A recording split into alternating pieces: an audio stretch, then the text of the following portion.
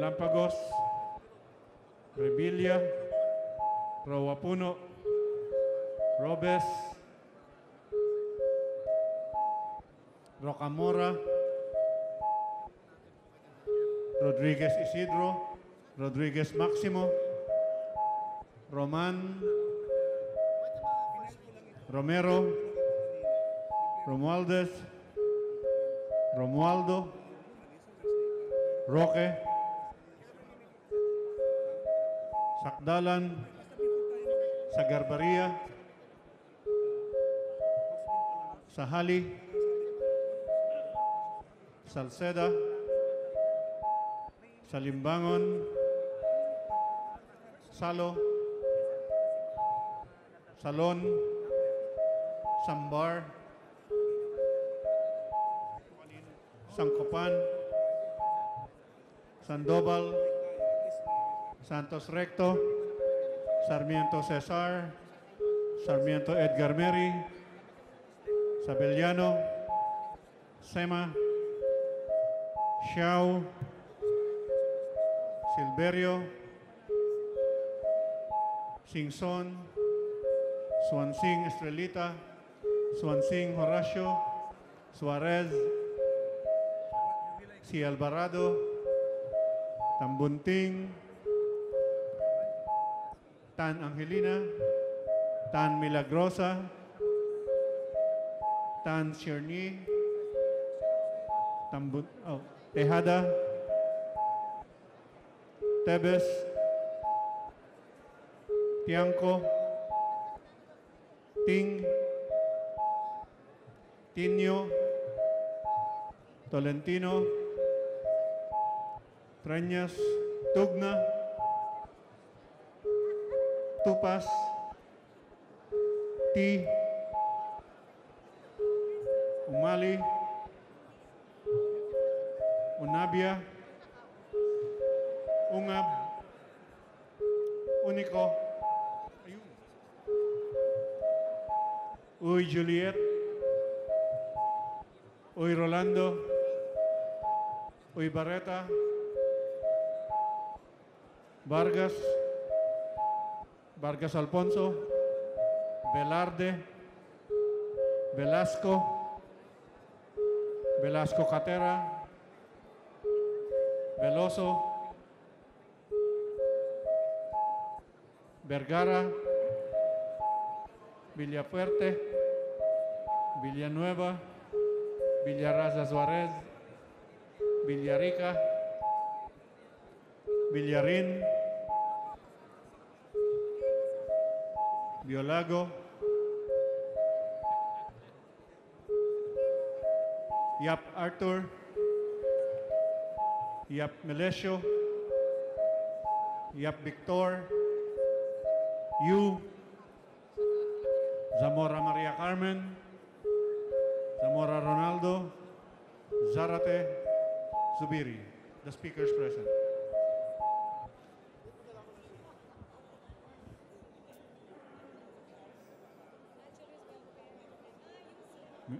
Mr. Speaker, the roll call shows that 221 members responded to the call. With 221 members responding to the call, the chair declares the presence of a quorum.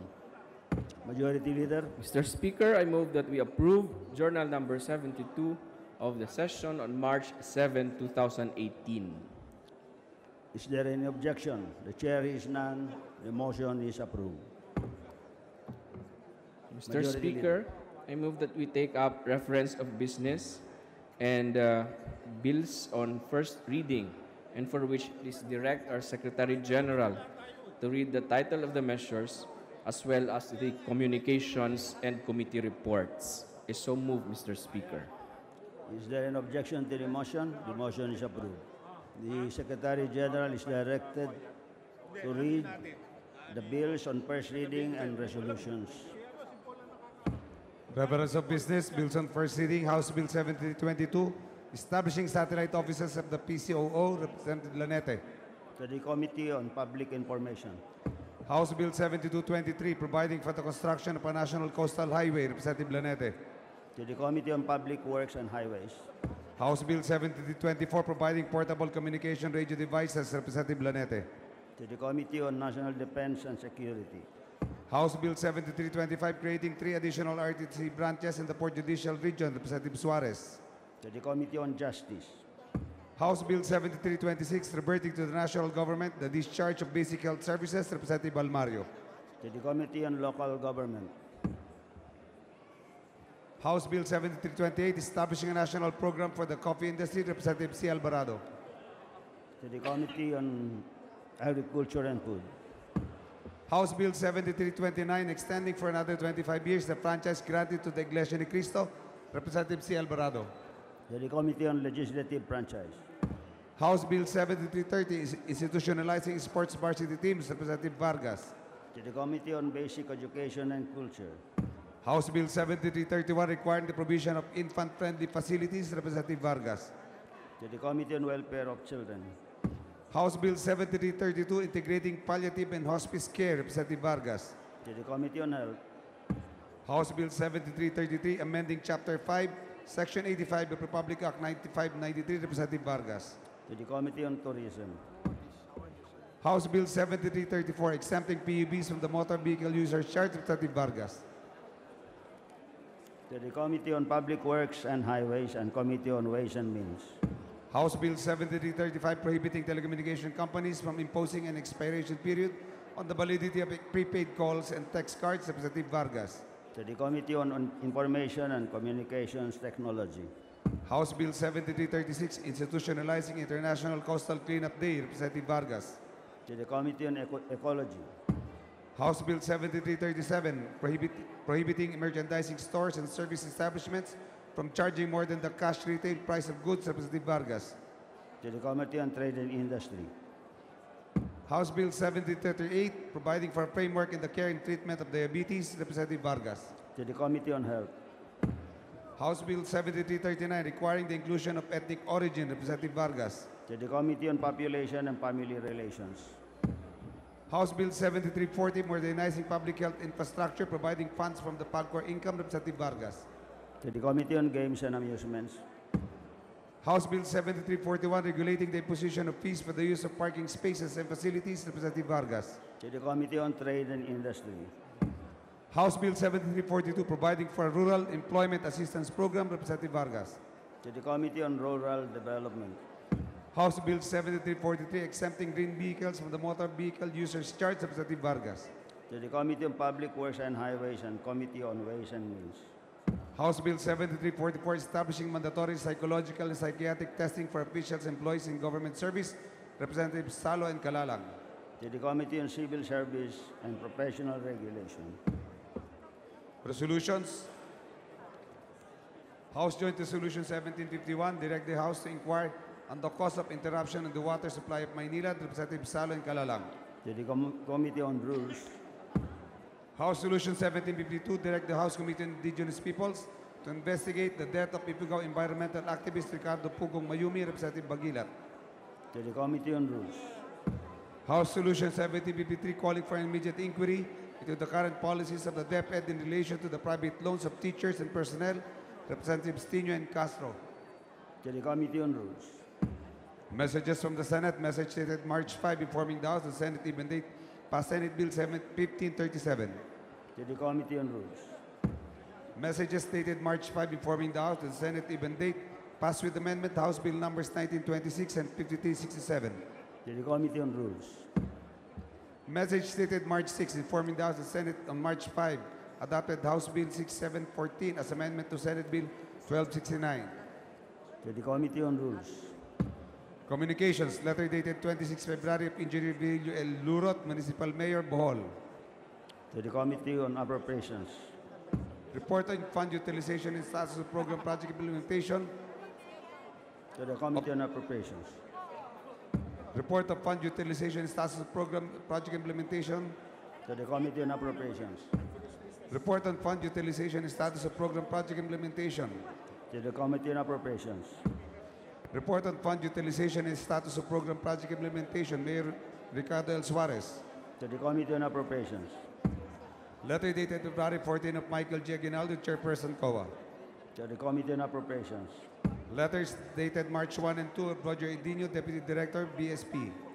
to the Committee on Banks and Financial Intermediaries, Letter of Salvador C. Medjaldea, Executive Secretary.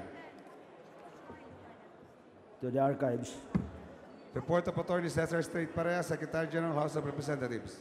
to the Archives, Subpoena ducis tecum, pursuant to Section 151, Rule 23 of the Rules of the House, transmitting the subpoena ducis tecum, dated February 15 of Nelly P. Bonges Doles, Director, PIABD, Office of the Ombudsman. Committee Reports, to the Committee on Rules, reports, report number 649, House Resolution 1757.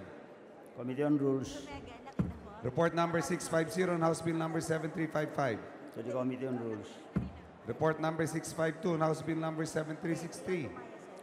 to the Committee on Rules, Report number 653, 654, and 655 on House Bill numbers 7365, 7366, and 7367.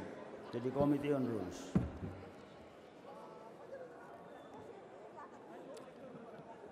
Majority Leader,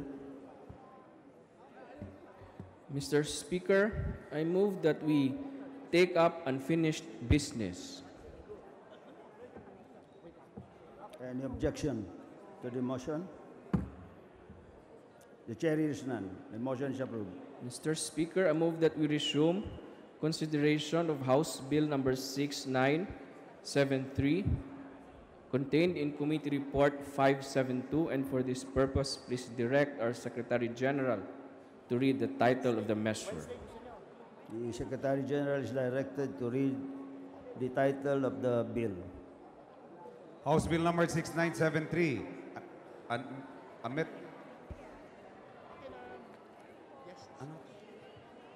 an act enhancing the effectiveness of the Metropolitan Manila Council in formulating policies, rules, regulations, and enacting ordinances for Metro Manila, amending for the purpose of Public Act number 7924, entitled An Act Creating the Metropolitan Manila Development Authority, defining its powers and functions, providing funds therefore and for other purposes. Majority Leader, Mr. Speaker, before we proceed, may we recognize the guests of the Honorable Angelina Helen Tan. They are Dr. Chet Del Prado Panti of Please Catanduanes rise to be Provincial Health recognized. Office and Dr. Eds Tasara of the Rizal Provincial Health System in Duavit Memorial Hospital. welcome to the House of Representatives. Also, Mr. Speaker, we have the guests of the gentleman from the PBA party list, the Honorable Mark Sambar. They are from the Department of Budget and Management. We have Under Secretary Laura B. Pasqua. We have Attorney Maria Paula Domingo, Mr. John Dumas, and Mr. Omar Castañar. And also, from the Bureau of Treasury, we have Deputy Treasurer Sharon Almanza. And from the Department of Finance, we have Ms. Malu Quintos. And from the National Economic and Development Authority, we have Assistant Director Bien Ganapin and Ms. Irene Kuya. Please rise to be recognized. Welcome to the House of Representatives.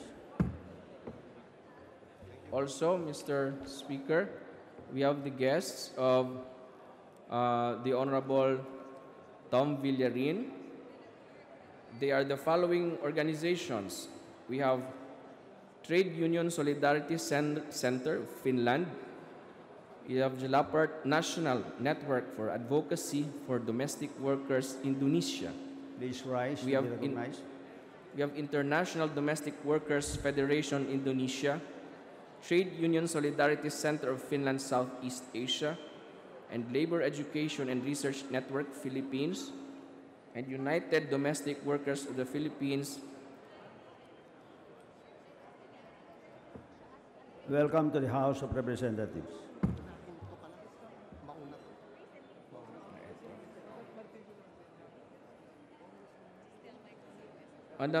Mr.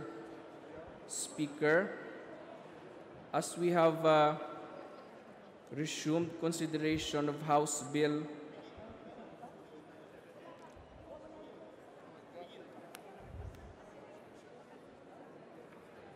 Nag-umpisa na tayo. So, i-withdraw ko muna. Nag-resume na po. As we have earlier resumed our consideration of House Bill number 6973, however, we have to give way to a bill on second reading. With that, I move that we suspend the consideration of House Bill 6973. Any objection to the motion? The chair hears none. The motion is approved. Majority Leader, Mr. Speaker, I move for a brief suspension. session is suspended for a minute.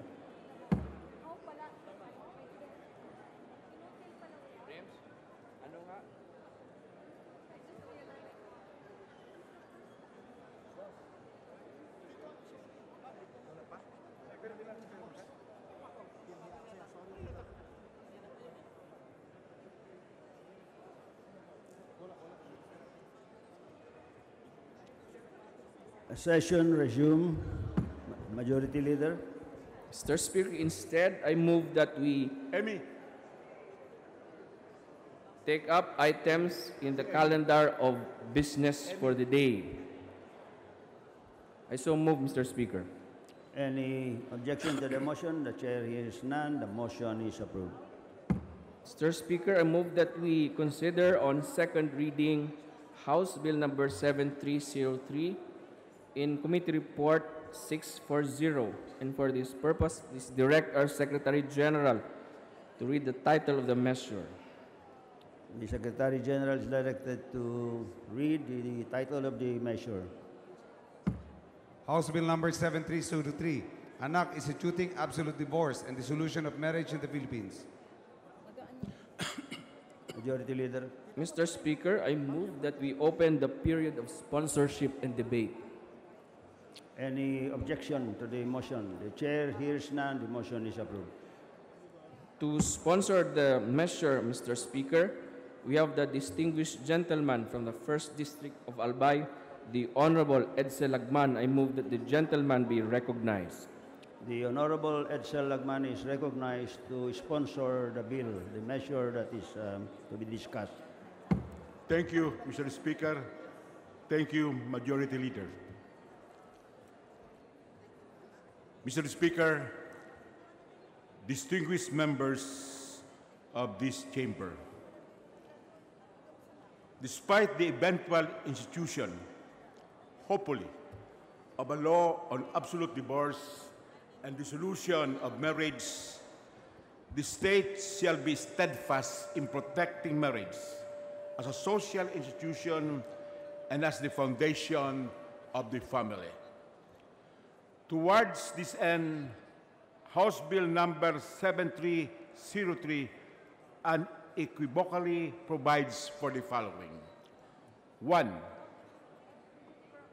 Among the guiding principles is that, and I quote, absolute divorce and dissolution of marriage shall be judicially decreed after the fact of an irremediably broken marital union or a marriage vitiated from the start.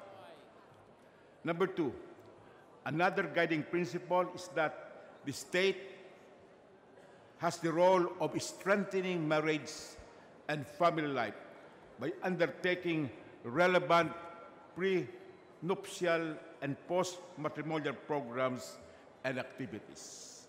Number 3, except for grounds under summary judicial proceedings, the proper court shall not start the trial of a petition for absolute divorce before the expiration of a mandatory 6-month cooling period after the filing of the petition, during which the court shall exercise all efforts to reunite and reconcile the parties. Number 4, despite the pendency of a petition for absolute divorce or the issuance of a decree of absolute divorce and dissolution of marriage, reconciliation of the spouses shall be effected by either terminating divorce proceedings or recalling the decree of divorce. Number 5, drive-through or quickie divorces are prohibited because no decree of absolute divorce shall be based upon a stipulation of facts or a confession of judgment. Number 6, the office of the public prosecutor is authorized and obliged to conduct investigations to find out whether or not there is a collusion between the spouses in a petition for absolute divorce and dissolution of marriage, and shall report its findings to the proper court within 6 months from the filing of the petition. And number 7, stiff penalties are imposable on colluding spouses and on a spouse who coerces or compels the other to file a petition for absolute divorce and dissolution of marriage.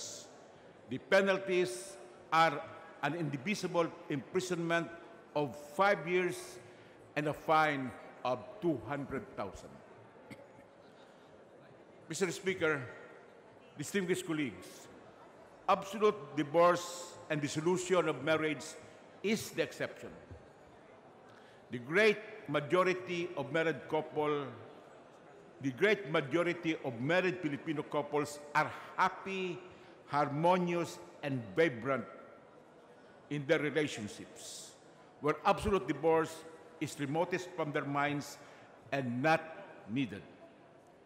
A divorce law cannot undo centuries of dearly held Filipino customs and traditions, honoring and celebrating marriage and the family. Marriage and the family are and will still be at the heart of the Filipino way of life. However, marriage, even as it is proclaimed as an inviolable institution, is not impervious to demise, predeceasing the spouses.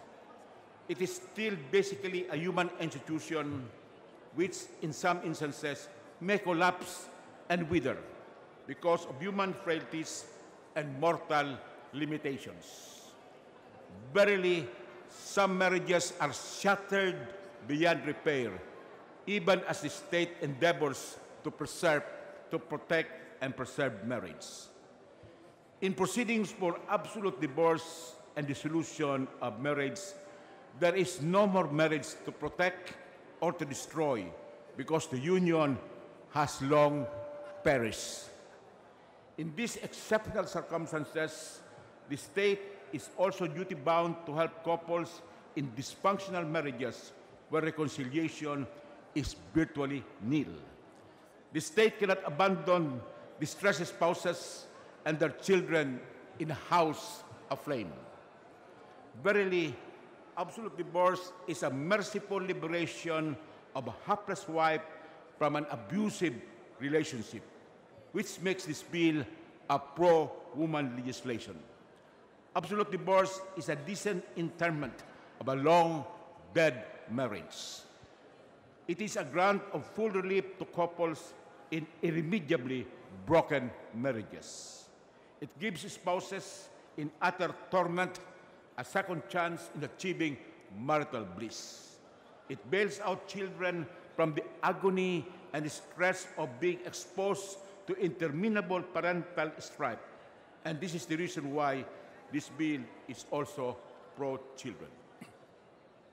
Mr. Speaker, distinguished colleagues, despite the adoption in the 1987 Constitution of the tenets on marriage as a social institution and as the foundation of the family, the commissioners of the 1986 Constitutional Commission, which drafted the present Constitution, were unanimous in asserting that the foregoing principles do not prevent or foreclose the Congress from enacting a divorce law. Among the advocates of this position was Father Joaquin Bernas, a very active, articulate, and authoritative Catholic prelate. After Commissioner Chito Gaston introduced the aforesaid concepts of marriage and family, Father Bernas rose to interpolate in this wise. Father Bernas, just one question, and I am not sure if it has been categorically answered. I refer specifically to the proposal of Commissioner Gascon. Is this to be understood as a prohibition of a general law on divorce? His intention is to make this a prohibition so that the legislator cannot pass a divorce law. Mr. Gascon, Mr. Presiding Officer, that was not primarily my intention. My intention was primarily to encourage the social institution of marriage, but not necessarily discourage divorce. Father Bernas, no, my question is more categorical. Does this carry the meaning of prohibiting a divorce law? Mr. Gascon, no, Mr. Presiding Officer. Father Bernas, thank you. In the subsequent proceeding, the following exchange transpired between Commissioners Jose Bengson and Maria Teresa Nieva. And I quote, Mr. Bengson, will this in any way preclude Congress from approving a law on divorce? Commissioner Nieva, we discussed that yesterday, and I think we reiterated that it does not. Mr. Bengson, it does not. Commissioner Nieva, no. Mr. Bengson, so even if this section or this sentence is approved, Congress will have every right to pass a divorce law under certain circumstances as it may deem fit. It should be underscored that no commissioner posted a dissenting view. The foregoing erases doubts on the constitutionality of this measure. Empirical data in countries which have instituted absolute divorce or dissolution of marriage document that the passage of the law did not open the floodgates to separation and divorces. We are ready at the proper time to answer salient interpellations, and we are open to perfecting amendments. Thank you, Mr. Speaker and distinguished colleagues. Mr. Speaker, I understand, Majority Leader, that there are two more members of the House who are co-authors of the measure who will deliver their respective sponsorship speeches. The Honorable De Jesus and the Honorable Bagilan. Thank you, Mr. Speaker. Majority Leader. Mr. Speaker, also to sponsor the measure, we have the lady from Gabriela, the Honorable Emmy De Jesus. I move that the lady be recognized. The Honorable Emmy De Jesus is recognized to sponsor the bill. Maraming salamat po, Mr. Speaker. Mr. Speaker, fellow members of the House, and all our guests, magandang hapon. It is with great optimism for women and women's rights advocates that I rise today to sponsor House Bill 7303, or the Divorce Bill. Tunay na makasaysayan ang araw na ito dahil sa unang pagkakataon, umabot sa plenaryo ang panukalang divorce. 2005 pa nung unang isinampa ito ng Gabriela Women's Party, at mula rito ay 4 na beses na muling inihain ito dito sa mababang kapulungan. Matagal na itong inaabangan ng mga kababaihan at mga grupong sumusuporta sa divorce, at natutuwa kami na kasama natin ang ilan sana sa araw na ito. The Philippines stands as the only country right now without a divorce law.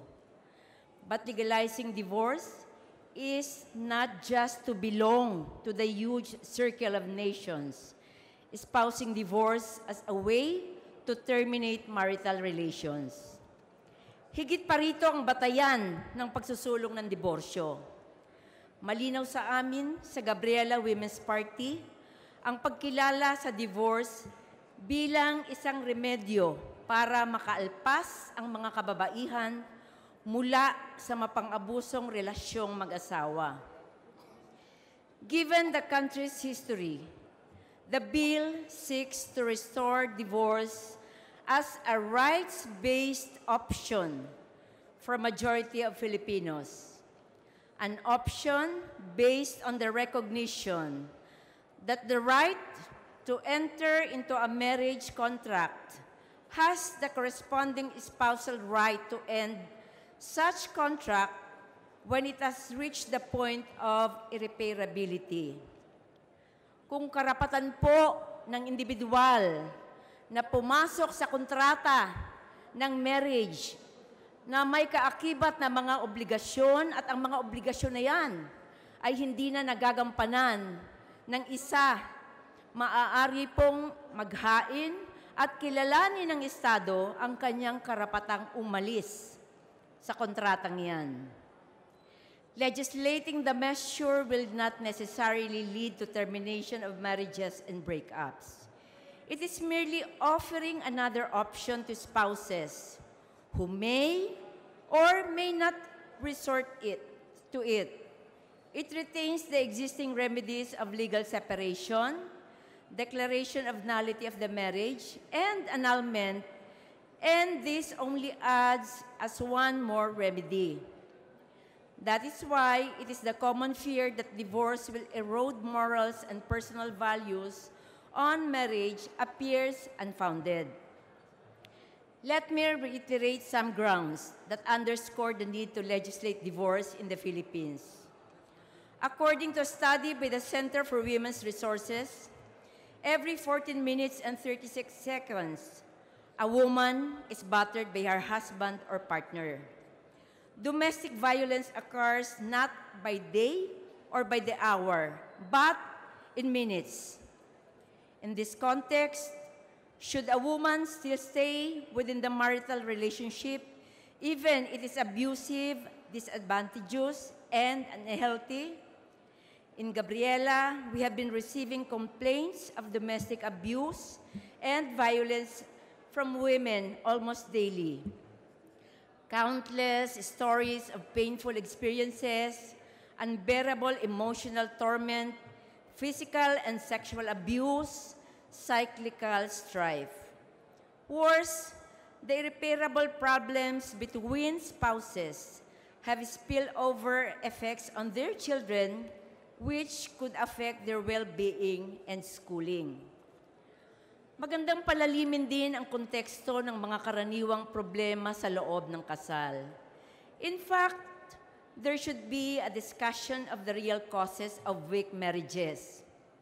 In a country where over 12 million are migrant workers deployed in various countries, where real incomes of families are stagnant, if not declining, despite growth rates, where joblessness is always a trap, where the cost of living continues to soar amid hikes in taxes and prices, where cultural values are corrupted, it becomes easy to understand the turmoil and problems of marriages.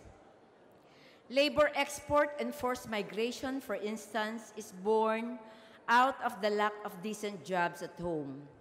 It is quite unfortunate that more and more families look abroad for opportunities while the social fabric continues to be strained. The worsening socio-economic crisis creates the conditions and contributes to the weakening of marriages. Divorce bill merely gives legal sanction to an already existing social fact. In this sense, divorce does not destroy the family or the home. What has already fallen asunder cannot be further broken. We have also always asserted that divorce isn't a biblical or religious question. In fact, ang amin pong panukalang ito ay walang pagtatangi sa anumang relihiyon. It recognizes that the plurality of religious beliefs and cultural sensibilities in the Philippines demand that different remedies for failed marriages should be made available. It should be emphasized that the issue should be approached on the rights-based realm beyond any moral or theological consideration. What is important is the full human development and attainment of peace of mind and the protection of human rights, and not necessarily for the purpose of remarriage. And in fact, marami pong nagtatanong, yung po bang gustong mag-move on, ang kanila ba talagang layo na yan ay remarriage? Hindi po.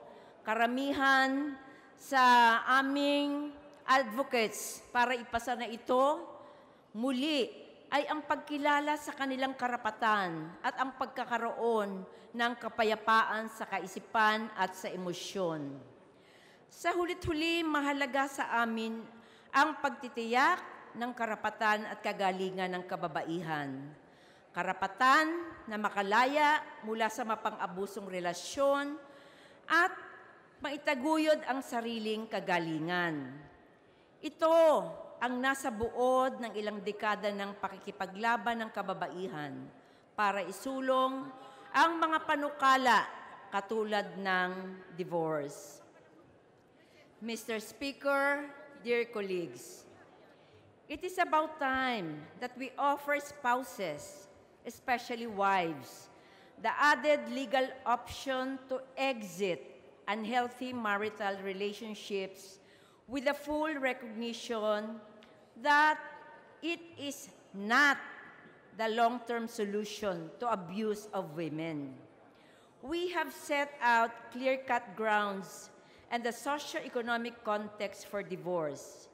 And this sponsor believes that with the growing support of women and the people, we can advance this measure further beyond plenary debates and tackle deep-seated societal ills that consistently threaten the institution of marriage. At bilang pangwakas, mga kapwa ko mambabatas, yung pong hindi naman nangangailangan ng panukalang ito dahil sila ay nandoon sa isang malusog, masaya, at patuloy na maunlad na relasyon, huwag niyo pong problemahin ang panukalang ito. Dahil hindi nito kailangan. Ang panukalang ito ay para po doon sa nangangailangan ng ibang remedyo maliban doon sa ating nabanggit na 3 existing laws. Muli, magandang hapon at maraming salamat. Majority Leader.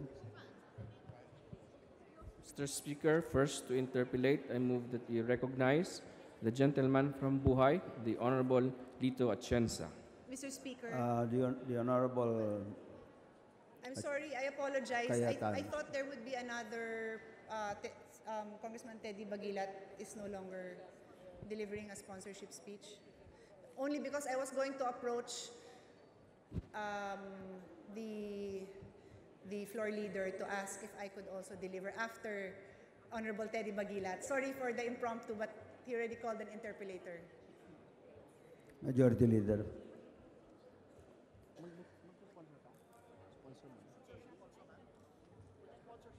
Mr. Speaker, narinig ko po ang pangalan ko na ako'y ginilala na ng Majority Floor Leader. So, meron po bang nais sabihin ng ating Majority Floor Leader? Yes, Mr. Bago po Speaker. magpatuloy kami. With the indulgence of the Honorable Atienza, our Honorable Deputy Speaker Pia Cayetano has signified her intention to likewise deliver a sponsorship on the measure. Tinatanggap po natin ang pagbabago at nilalaan ko po ang aking sarili pagkatapos po makapagsalita ng ating Deputy Speaker. With that, Mr. Speaker, I move for the reconsideration of our recognition of the Honorable Atienza to give way to another sponsorship, Mr. Speaker. The Deputy Speaker, Cayetano, is recognized to deliver his sponsorship speech. Thank you, Mr. President. Thank you, Honorable Atienza, for indulging me into the body. I was actually rushing to tell the acting floor leader that I wanted to deliver impromptu speech. I did not prepare a sponsorship speech for the divorce bill because I knew my colleagues were prepared to do so. Except that there was a news article this morning that prompted me to think about it, and in just the last 3 minutes, I decided that I should do it because the timing is right. So in the news today was a wife chop-chop victim. I call her a wife chop-chop victim because her body was chop-chopped by her husband, precisely because in his mind, she was not fulfilling her duty as a wife. Chinap-chop daw po siya para daw tingnan yung laman ng uterus niya kung bakit walang baby. Something to that effect. Of course, I do not know this from personal observation. I just read the news. What I want my dear colleagues to understand is this. This type of violence does not happen overnight. Somebody doesn't just wake up and decides to chop his wife. This violence would have been manifested over a period of time, months, maybe even years. And even though this type of violence is extreme, notably, God forbid that this becomes common, there is violence that occurs in many, many homes in our country. Maybe not to the extent of chop-chop, but a woman can be slapped around, punched around. The same can be done even when she's pregnant. Verbal abuse in front of their very own children. It happens. I don't think there is anyone in the halls of Congress that can deny that this exists in different homes. My question to each and every one of us here today is, what is so unacceptable about divorce if it will result in the saving of the life, of the sanity, of the dignity of a woman before something like this happens to her? Ma-chop-chop ang body niya or ma-chop-chop yung utak niya, yung kaluluwa niya. I would just ask that you think of this when we have the debates in the next few hours, in the next few days. We are simply asking that we provide the legal vehicle for women or for men who would need this as a result of a home that does not give them the peace, the sanctity, the respect that was the promise that they expected when they said, I do. That is the only thing that I would think we as sponsors can ask for, that you listen to the debates and not have in your mind a prejudgment that just because we will pass a divorce law, everybody will run and try to get a divorce. I would like to believe that every single person who gets married would want to fight for that marriage before they ask for a divorce law. So yun lang po, Mr. President, dear colleagues, that is my simple request by way of my sponsorship speech, that we think of the chop-chop wife when we decide if divorce could be acceptable on certain grounds. Thank you very much. Majority Leader. Mr. Speaker, again to interpolate, I move that we recognize the gentleman from Buhay, the Honorable Lito Atienza. The Honorable Lito Atienza is recognized to interpolate the sponsor. Maraming salamat po, Mr. Speaker, Mr. Majority Floor Leader. Ang nais ko po lamang immediately sagutin ang mga naturan dito ngayong hapon na nagmula sa tatlong sponsors itong measure nito. Una, si Congressman Lagman. Marami po siyang sinabi tungkol sa mga pag-uusap sa nakaraan ng mga delegado sa ating saligang batas. At marami siyang tinuran ng mga probisyon, yung kanyang panukalang batas na sa tingin niya ay makabubuti, na sa tingin po namin ay makasasama. What Congressman Lagman stated for the record as a series of half-truths, chicanery, and outright lies on what is prevailing today in our country. The second sponsor, Congresswoman De Jesus, stressed on what she says, as this is now the answer to our changing social institutions. Yan po naman ay hindi rin katanggap-tanggap sa marami nating mga kababayan sapagkat hindi po nagbabago ang ugali ng Pilipino. Binanggit pa niya ang milyon-milyon nating kababayan, OFWs, na para bagang makikinabang dito sa batas na ito. Nabigyan daw ng laya ang mga nagkahiwalay dahilan po sa paghihirap, kahirapan at nagtatrabaho sa labas ng bansa upang sila ay lumigaya na muli sa bago nilang direksyon. Again, I would like to stress, this is a false presentation of the problem of our OFWs. Our fellow Filipinos are separated from their loved ones because they're working hard to sustain their families here in the Philippines. And we will provide them an avenue so that they will continue whatever they would want to do outside of the country if they are involved now with another person, male or female. Hindi po siguro tama yun na itugma natin ang batas na ito dun sa sinasabi nilang pagbabago. Hindi po nagbabago ang ating paniniwala na ang kasal ay sagrado. At yung pangatlo po namang sponsor, nakinig din ako, ang sabi po niya ay maraming nasasaktan ng mga kababaihan, kaya ito'y kinakailangang ipasa natin. Nais ko ipalala kay Congresswoman Cayetano na meron tayong mga batas upang ang pang-aabuso sa isang may bahay, for that matter, ang pang-aabuso sa isang asawang lalaki, ay meron tayong mga batas na nagbibigay ng parusa upang ito ay hindi magpatuloy. So therefore, what we have heard are alibis for deodorizing this piece of legislation which to our hearts and minds will destroy the Filipino family. I will not interpolate them on exact provisions of their distortion of facts. I'd like to cite the constitutional protection on the Filipino family. Huwag na po tayo mag-usap tungkol sa chop-chop. Huwag na tayo mag-usap doon sa nangangaliwang OFW.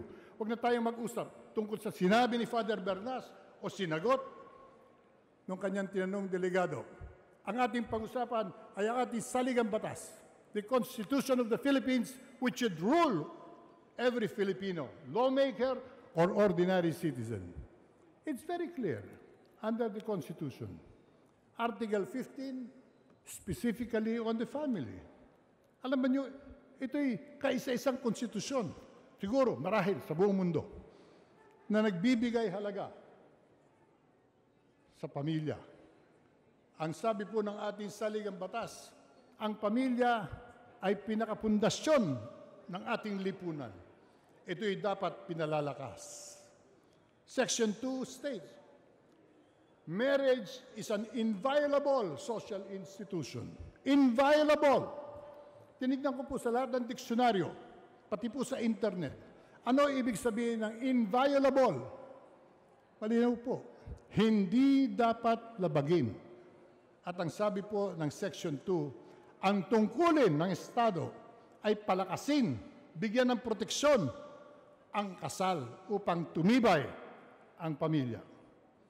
Under Section 4, sinasabi po, ang sino mang magbabago ng anumang pag-uugali natin sa pamamagitan ng batas sa kasal at pag-aasawa at pamilya, kinakailangang tanungin lahat ng pamilya at mga pamilyang associations of families. Tatabihin niyo, mahirap gawin yun. Totoo po, sapagkat nilalayo ng ating saligang batas na pahirapin ang paghihiwalay ng dalawang tao. Hindi sapat sabihin na nananakit yung lalaki. Hindi sapat sabihin nananakit yung babae. Kaya pwede nang paghiwalayin.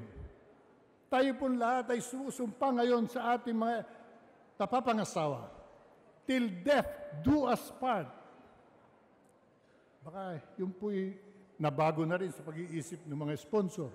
Ang ibig sabihin po nun ay yung ating panunumpa sa isa't isa ay permanente at hindi dapat labagin ng anumang batas. Kung meron po mga problemang mag-asawa, pwede po naman siguro silang humanap ng paraan, bigyan ng solusyon ang kanilang personal na problema sa kanilang pamilya. But definitely, the solution, Mr. Speaker, doesn't lie in the passage of a law that is a clear violation of the promise and the protection of the Constitution of the Republic of the Philippines. We have to all follow one rule, one Constitution, not subject to interpretation by singular members of Congress, or for that matter, a group of members of Congress, but rather by the constitutional rights that each and every citizen is protected with. So I dare challenge all the sponsors of this measure, as we will all challenge them in the proper courts, that this piece of legislation does not carry constitutionality, and it is a clear violation thereof.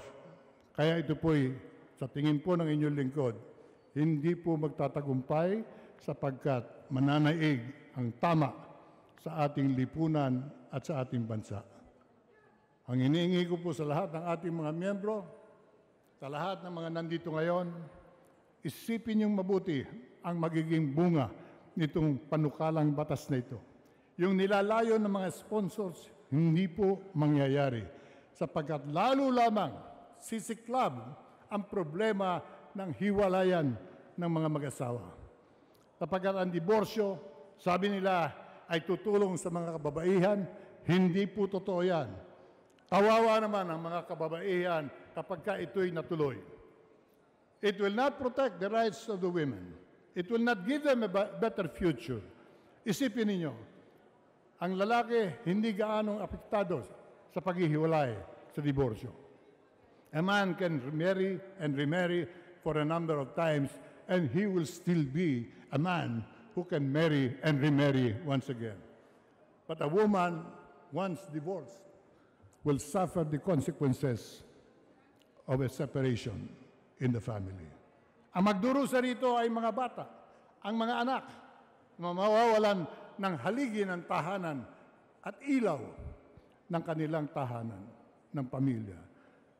Kapag ang diborsyo ay naging laganap at ito'y lalaganap sa pamamagitan nitong panukalang ito, ang pamilyang Pilipino ay wala nang pupuntahan. Because the framers of the Constitution are very clear in their vision. To protect the family, marriage should be considered an inviolable social institution. We changed that, and we changed the whole character of our nation. Ang sabi ng isang sponsor, ang Pilipinas na lang daw ang walang diborsyo. Hindi po ba yan ay kahanga-hanga at yan ay dapat nating ipagmalaki? Ang Pilipino na lang ang tamang mag-isip kung sakasakaling masasabi nating pagkakamali nga ang nangyari sa ibang bansa. Ayaw nating humantong na mga batang lalaki sa mga separated and divorced parents ay magdadala ng baril sa kanilang eskwela upang barilin yung principal at yung kanyang mga kamag-aral. Nangyayari po ngayon yan sa mga bansang merong laganap na diborsyo. Pero dito sa atin, sapagkat meron tayong paggalang sa karapatan ng bawat isa, paggalang sa mga babae, at paggalang naman sa ating minamahal na asawa, ay hindi po natin pinakikita sa mga bata ang gusot ng ating pagsasama. Ano man ang pait na dinaranas ng mag-asawa, itinatago nila yan sa kanilang mga anak. Sapagkat alam nilang lahat ng pagsusuri, lahat ng pag-aaral, nagawa na. Ang mga bata ang siyang nagdurusa kapag yung kanilang magulang ay naghiwalay at wala na silang masasabing tagapagtanggol ng kanilang kapakanan. So I am appealing to each and every member of Congress today to take a serious look at this proposed piece of legislation. Ang sabi nila, 4 na beses na raw nilang inulit-ulit ito, hindi sila matuloy-tuloy. Ako'y naniniwala, ang komposisyon ng ating kapulungan ngayon ay binubuo rin ng mga tao, babae, lalaki, na mayroong paniniwala sa kahalagahan ng ating pamilya at may salita tayong isa na binibigkas sa harapan ng Panginoon Diyos. Sapagkat ang pangaral sa atin, whom God has put together, let no man put asunder. Anybody who would like to separate can go through the process of legal separation and annulment of their marriage. But to remarry again because of this piece of legislation will be a violation not only of the Constitution, it will also be a violation of our faith that marriage is sacred, is a sacrament, and of course, family is all important for each and every one of us. Let's protect the family by rejecting the divorce bill. Maraming salamat po. Patnubayan tayong lahat ng dakilang lumikha. Thank you for this opportunity. Considering that no question was prepared, then we are willing to be interpreted by other members.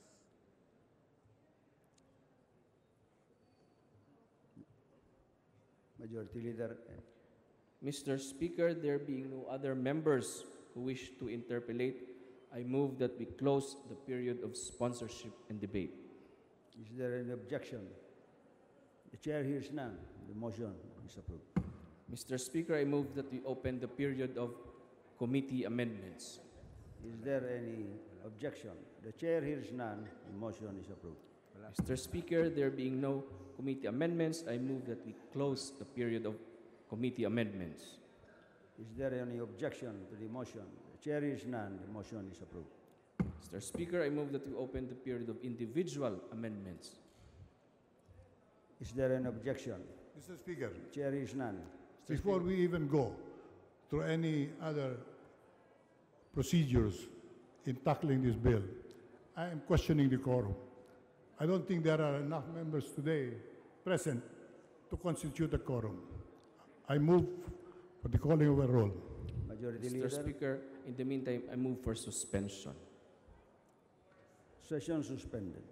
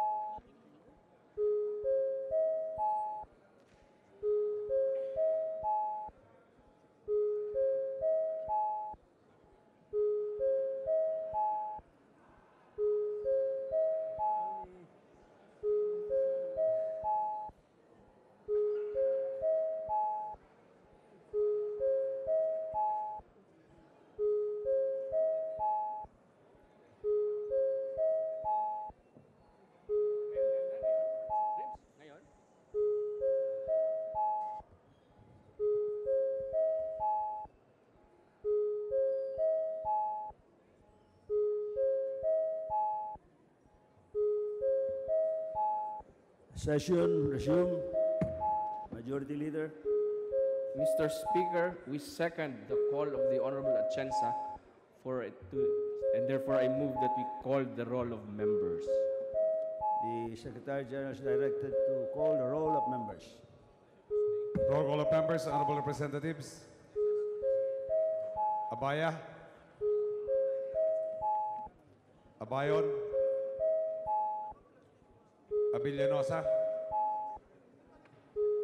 Abu.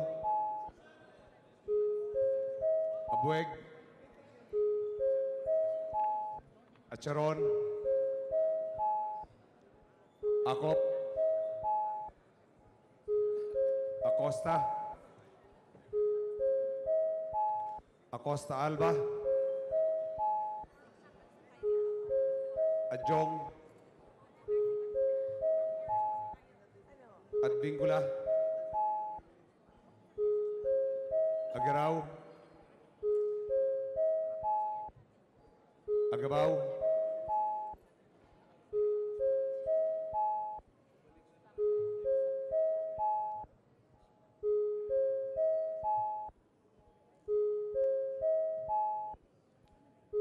Aglipay Bilyar. Albano. Alcala. Alejano. Almario. Almonte. Alonte. Alvarez France. Alvarez Mercedes. Alvarez Pantaleon. Amante.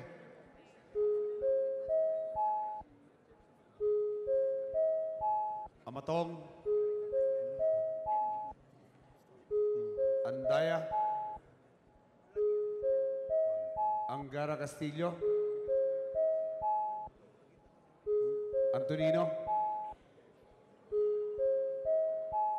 Antonio.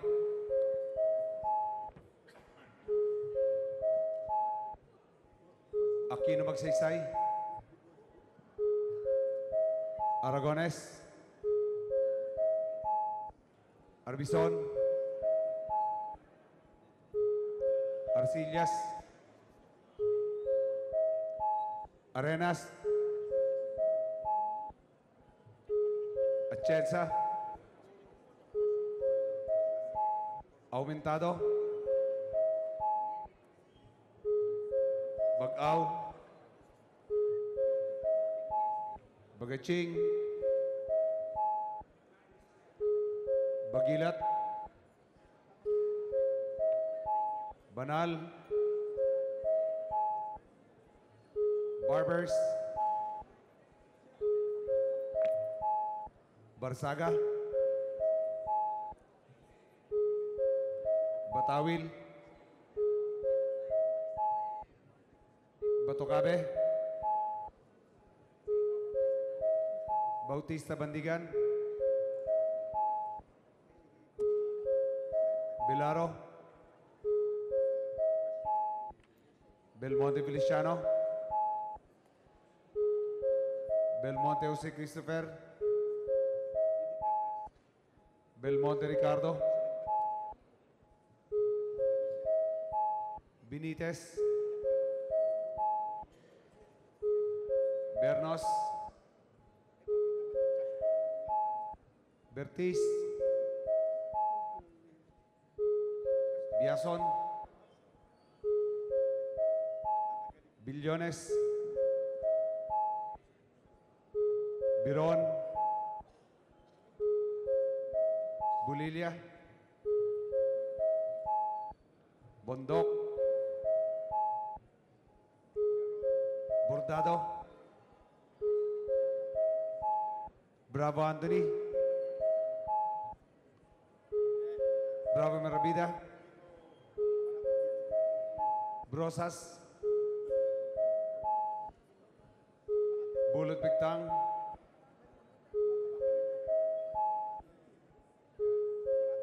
Kagas. Galalang, Calderon,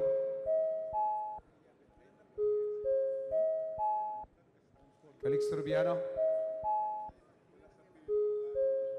Caminero, Campos, Canama, Cari, Casilaw, Castelo, Caso Franz, Caso Fredinil, Katamgo, Cayetano, Celeste, Serafica, Cirilles, Chavez, Chipeco,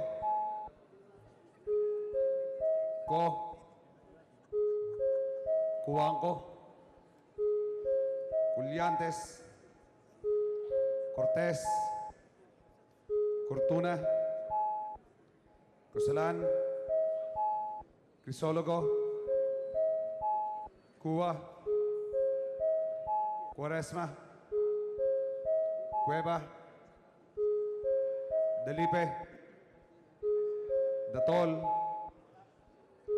Daza, De Jesus, De Venecia, De Vera, Defensor, Del Mar, De Rosario, De Losa Montalia, Di Maporo Dula, Di Maporo Khalid, Duavit,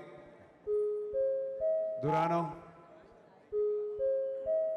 Di Elago, Enverga, Erice, Erigel, Ermita Buain, Escudero, Espina, Espino, Estrella, Eusebio, Iverdone, Fariñas, Fernando, Ferrer Juliet, Ferrer Luis, Feriol, Florendo, Flores, Fortun, Fortuno, Fentebella, Garbin, Garcia Gwendolyn, Garcia Jose, Garcia Albano,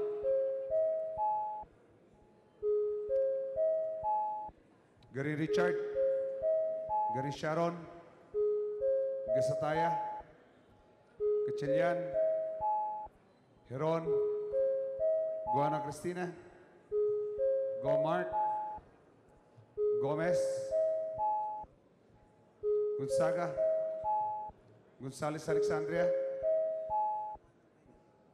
Gonzales Arroyo Dom, Gonzales Fernando, Gorseta, Gulias, Hernandez, Hererdi, Hofer, Alosos, Javier, Ko, Konghun, Labad-Labad, Lacson, Lagman, Lanete, Laugan, Lesetin, Lechon, Lee, Lim Kay Chong, Lobrigat, Lopez Benur, Lopez Carlo, Lopez Manuel, Loyola, Macapagal Arroyo, Maceda, Madrona, Malapitan, Manalo, Mangawang, mga Dodato Suarto, mga Dodato Sajid, Marcoleta, Marcos, Marino, Marquez, Martinez, Matugas, Miliana, Mending, Mendoza, Mercado, Mirasol, Montoro, Nava, Nieto, Noel, Nograles Jericho, Nograles Carlo, Nolasco, Nunez Molinyaon, Wabinal, Ocampo,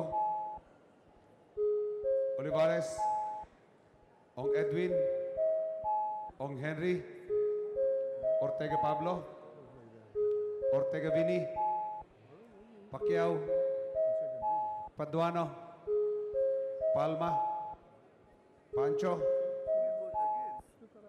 Panganiban, Panotes, Papandayan, Pichay, Pimentel, Pineda, Plaza, Primicia Sagabas, Kimbo, Rodasa, Ramirez Sato, Ramos, Relapagos, Revilla, Roa Puno, Robes, Rocomora, Rodriguez Isidro,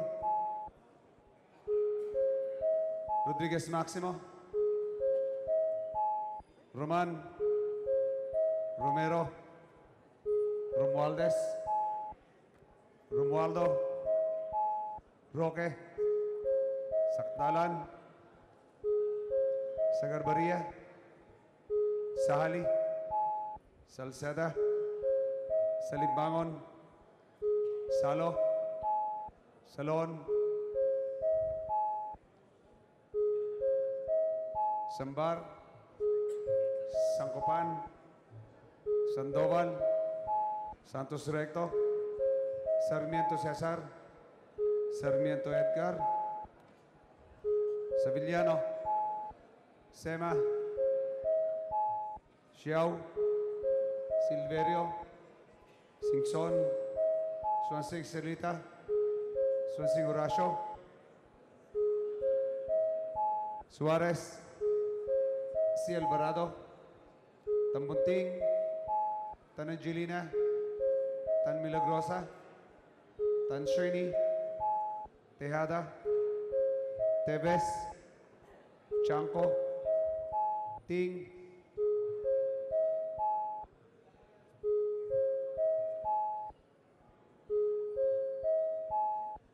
Tiño, Tolentino, Treñas, Tugna, Tupas, Ti, Umali, Unabia, Ungab, Unico, Uy Juliet, Uy Rolando, Uy Beretta,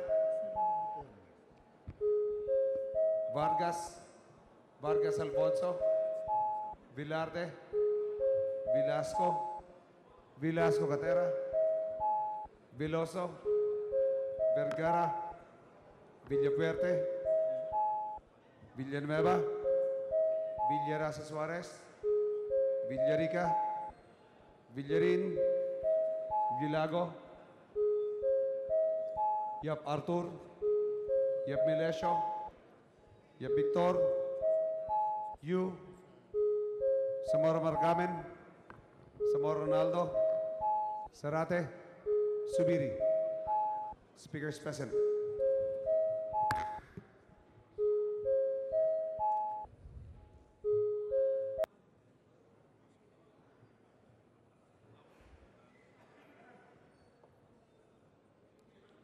Mr. Speaker, the roll call shows that 159 members responded to the call. With 169 members responding to the call, Mr. Speaker. 159, the chair declares the presence of a quorum. Mr. Speaker. Mr. Speaker, with the Mr. presence Speaker. of a quorum, I reiterate my motion to open the period of individual amendments. Mr. Speaker, Yes, the count of the Mr. Secretariat is 159. Our count is 147. So kulang pa po tayo ng dalawa. Eh bakit po naman natin ipipilit magbutuhan ngayon? Kung kulang po naman ang bilang. I move that we now have a head count to be sure of the count. Magsitayo po tayo at bilangin The natin roll ang call ating shows sarili. that we have 159, Your Honor, and the Chair declares the presence of a quorum. With that, Mr. Speaker, I reiterate my motion Mr. to Speaker. open the period of individual Speaker. amendments. Do not Is there an deny a objection very to the basic, motion? simple question coming from the floor. We move that we have a head count. Kung talaga po namang may quorum, di ituloy na natin ang ating sesyon. Pero kung wala pong quorum, huwag naman po ninyo ipilit sa pamamagitan ng inyong puwersa sa floor. This is not a matter of interpretation from the majority leader. Majority It is Leader, a matter of reality Mr. and the Speaker, truth. with all due respect to the gentleman, but such a remedy is not sanctioned by the rules. We cannot request for a vote by teller to question the count of the official count of the Secretariat. With that, Mr. Speaker, We reiterate I our reiterate motion my to have a motion head count. to If you open the refuse that, period it of only means that we are individual correct, amendments. that there is no quorum on the floor. Ipilit po ninyo. The Chair Let it be declares recorded that we have a it is quorum, under so we question, proceed and we with continue the to question agenda. the count of the Majority Secretary. Leader, Again, Mr. Speaker, I reiterate my motion to open the period of individual is there amendments. any objection to the motion? The Objection. Chair hears none. The Objection, motion Speaker. is approved. Objection. Tingnan nyo, may Objection. objection. hindi Mr. nyo Speaker, there kinikilala. being no individual amendments, No, I have. I move that we close Speaker, the period of I have individual individual There are amendments. objections Is on the there floor, any Mr. Speaker. objection? Please respect the rights of each member of this Congress. There is an objection. I have an objection. Please consider our objection before we proceed. State your objection. Majority Leader, Yes. I object because we're in the period of individual amendments. I have a lot of amendments to propose. we are done with the... Mr. Speaker, our parliamentary status is that we are in the period of individual amendments, and the Honorable Del Mar has risen for an individual amendment, so I move that we recognize the gentleman. Mr. Speaker, we reiterate our The appeal, Honorable appeal to the chair and to the Del Mar majority leader. may Please, propose.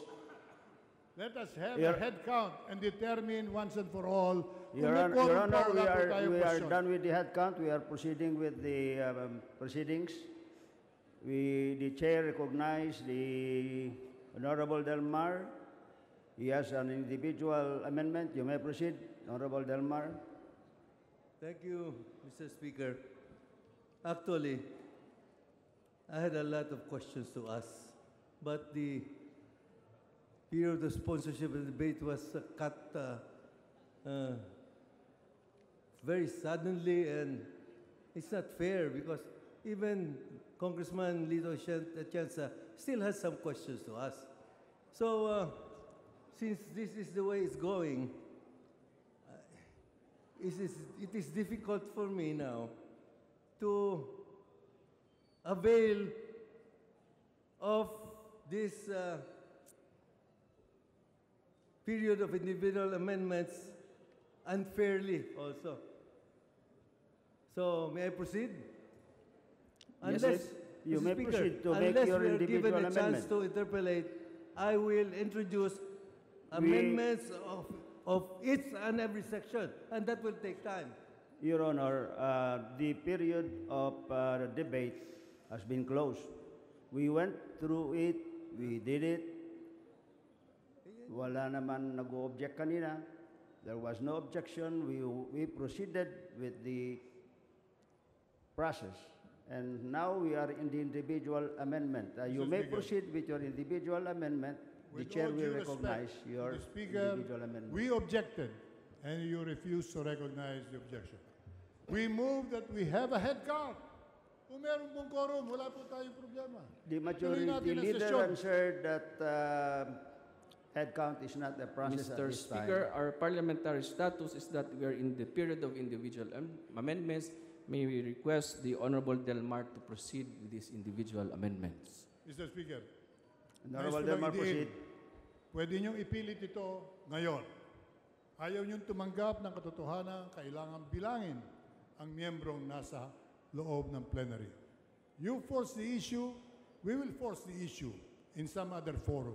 If not here, with the people of the Philippines. Thank you. Yes, Your Honor, we just called for the roll call kanina, and we have the presence of a quorum. So we proceed with the honorable gentleman from Cebu. What is Yes, your individual Speaker. amendment? I propose an amendment on page 1, section 1. I propose the deletion of the entire section 1. On behalf of the committee, we regret that we decline the proposed amendment. Majority Leader, Will the gentleman proceed with the next amendment, Mr. Speaker? you may The proceed. sponsor has declined, and I am entitled, Mr. Speaker, to a vote, even by viva voce, on my amendment. Mr. Speaker, may we With know if objection, the my gentleman amendment is... stands, so I ask for a vote. Mr. Speaker, may we know if the Honorable Dermar is appealing from the ruling of the chair that the proposed amendment has just been rejected by the sponsor? I am appealing. I move that the gentleman be given 5 minutes to explain, Mr. Speaker. I feel straight to the amendment because you will cut me again. So, Section 1 is out of the question, Mr. Speaker. So as I said, I will, unless you allow us to interpolate, I will question and propose an amendment to the deletion of each section. So that's why it is on this basis that I am proposing this amendment for the deletion of Section 1. Majority Leader, Mr. Speaker, I appeal to our members as the majority leader. Our status earlier was we were in the period of interpellation and debates, and the sponsors were ready to debate and answer all interpellations. Unfortunately, the gentleman questioned the quorum, and this is like deja vu to me during the debates on the death penalty. The sponsors are ready to answer all questions. But if a member demands that when he interpellates or debates, a majority of the members should be present, that is a tall order. So we are accommodating them by granting, but now we have quorum, but there will be instances where perhaps even only 10 will be listening here, and they are the only ones who want to listen.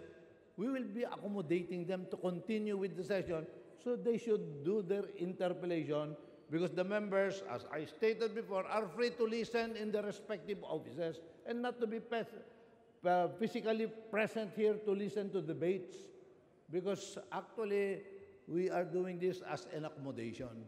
So, to the gentleman from Cebu, we're sorry that we closed the period of interpellation. We are ready, but if those against the measure, instead of rather debating on the matter, would use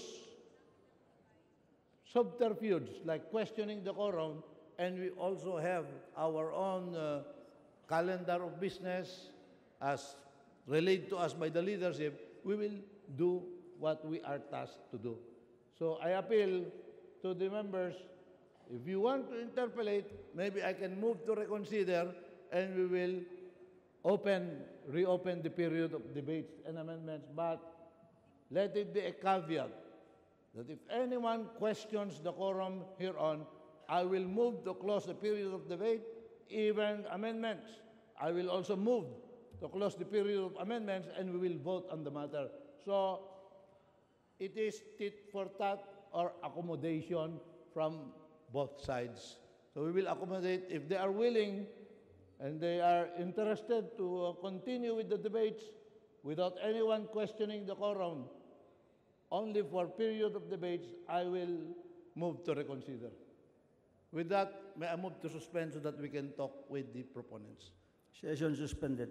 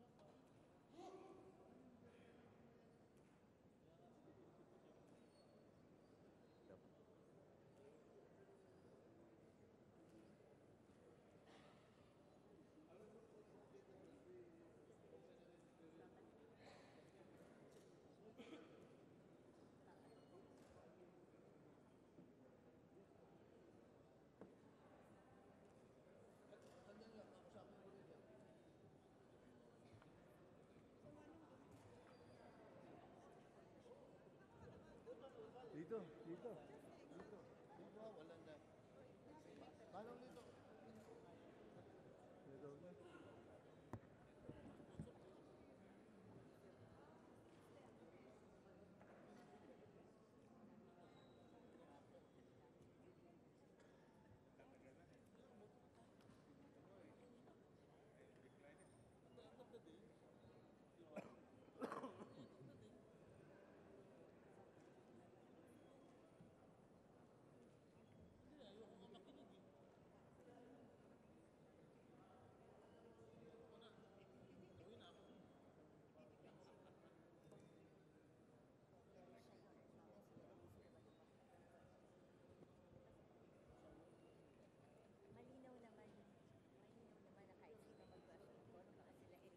Session resume, Majority Leader.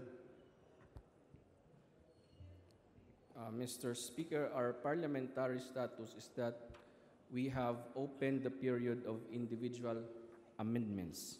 At this point, I move that we reconsider the opening of the period of individual amendments. Is there objection? The chair hears none. The motion is approved. Mr. Speaker, Mr. Speaker, you are closing the period yes, of Mr. That is necessary so that individual we can go back. amendments? Yes, Mr. Speaker. That Which is means that you will now proceed after to The Honorable consider Delmar, committee kindly amendments. listen to May I explain, the Mr. Speaker? Majority Leader. May I explain that Majority Leader. we are reconsidering the opening of the period of individual amendments, so to give way so that we can go back to reconsider the closure of the period of committee amendments and go back to the period of sponsorship and debate so that the gentleman can interpolate. Any objection to the motion? Do you object? No. Motion is approved. Likewise, Mr. Speaker, I move that we reconsider the termination of the period of committee amendments. Any objection? Chair hears none. The motion is approved. Mr. Speaker, I move that we likewise reconsider the closure of the period of sponsorship and debate. Any objection? Mr. Speaker, I was made to understand that the majority leader will reopen the period of sponsorship and debate. Is that where we're heading? Yes, because yes, we are now proceeding to the closing of the period of committee amendments. No, So- Mr. Let me explain to the gentleman. We are reconsidering the and closure the so that we can open it again. sequence after that is the voting already. No, Mr. Speaker. Let me restate the situation. Let me explain. The majority Let me explain, leader Mr. Speaker, first. You move for under the our rules, reopening. We have the period of interpellation. Please and listen debate. to the speak to the Okay, may I proceed? yes. Yes. There is a motion to reopen. Yes, I'm explaining why I am objecting. Because I feel that after, pursuant to our rules, after the period of individual amendments comes the period of committee amendments. And if that is closed, what will follow is now the voting on second reading. No, Mr. Speaker. For the information of the judge, we did not terminate the period of committee amendments. We reconsidered the termination of committee amendments so we can go back to the period of sponsorship so that he may proceed to interpellate the sponsor, Mr. Speaker. On that basis, Mr. Speaker, then I no longer object to that. Okay, Majority Leader. So our status, Mr. Speaker, the pending motion is for the reconsideration for the closure of the period of sponsorship and debate. Any objection? Chair is none. The motion is approved. Mr. Speaker, with that, I move that we again open the period of sponsorship and debate. Any objection? The chair hears none. The motion is approved. Again, Mr. Speaker, may we recognize the distinguished gentleman from the 1st District of Albay, the Honorable Edsel Lagman, to continue with the sponsorship. The Honorable Edsel Lagman is recognized to continue with his sponsorship of the measure.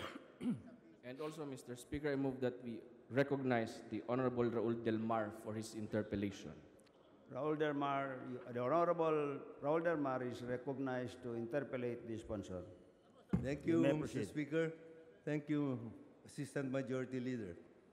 Before my first question, I would like to thank the distinguished Majority Leader for acceding to our request that we allow the period of interpellation and debate to continue so that all members who have questions to ask can be able to do so. Now,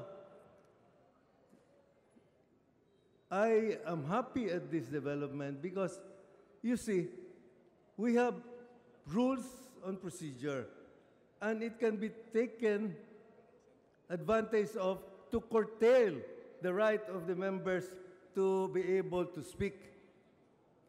So in the same way, that's why I had no other choice but to introduce amendments, because I have no amendments to introduce. I just wanted, like the others, to be able to ask questions. But if that was the case, I felt that the majority was taking advantage of the rules to stifle the right of members to speak.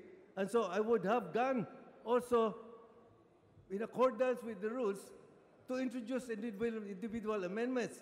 And I would have introduced an amendment to each and every section from section 1 until the last section as a sign of my protest that members are not allowed to question and speak. So with that explanation, I shall proceed. I was expecting the gentleman from Manila to start with this interpellation, but it seems that he's not around, so I will just proceed. May I ask the distinguished sponsor if he does not feel that this measure is totally unnecessary, seeing as we have already legal separation, annulment of marriage not only in the church but in civil law. So with that in place, that is sufficient to address whatever are the objectives of this measure. May I have the answer of the sponsor? Mr. Speaker, this is completely and fully necessary because the present family code on legal separation and annulment of marriage would not give complete relief to couples in irremediably broken marriages. For example, in legal separation, the spouses are only separated from bed and board, and they are not allowed to contract or remarry for a second time. With respect to annulment of marriages, it refers to causes which vitiate the marriage at the time it is solemnized. It does not look at causes which would vitiate or affect the marriage subsequent to the solemnization of the marriage or for supervening causes. Consequently, annulment does not also give full relief to the parties.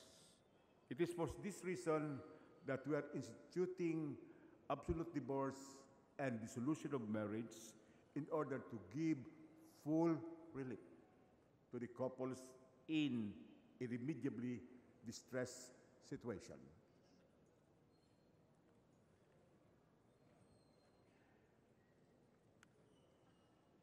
That's it. Okay. I was under the impression, correct me if I'm wrong, Your Honor, that the reason why this measure was passed, despite the present existing legal separation and annulment of marriage, is that because legal separation and annulment have been viewed as not only expensive, but takes so much time to be able to be terminated. It takes years, and so this is like an amendment to the legal separation and annulment by shortening the period of before a separation can be decreed, Your Honor. It is not, Your Honor, a question of expense. It is a question of granting couples in irremediably broken marriages the full relief which they should get from the state. It is giving these couples the options whether to file legal separation, annulment of marriage, or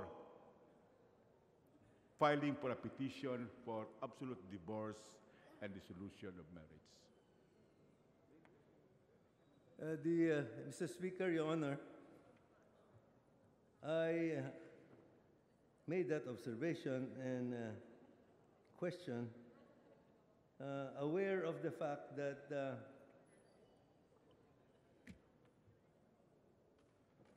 it really takes so much time, but this is negated by the sponsor that it does not take much time to obtain a decree of legal separation or annulment.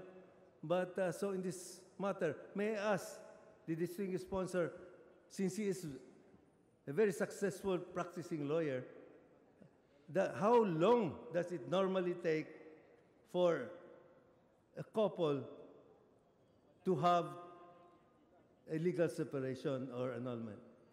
As I've said, Mr. Speaker, distinguished gentleman from Cebu, this bill is being introduced not because of the length and expense entailing legal separation or annulment of marriage.